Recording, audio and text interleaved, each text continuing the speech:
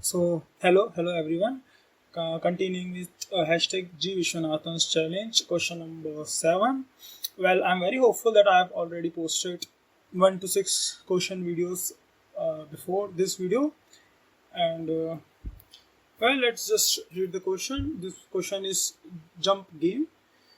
This is a problem statement, and let me just search a couple of thousand solutions posted on internet. Anyways, for this I just decided to use simply while loop.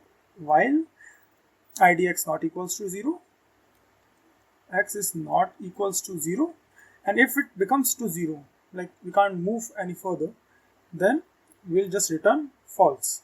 Okay, so let me just pretty quick write the code. Okay, who cares? Anyways, question is solved. Tata, bye bye, good night. Okay, I'll do another question tomorrow. Okay, so thank you for watching this video, and write a comment if you somehow found this video.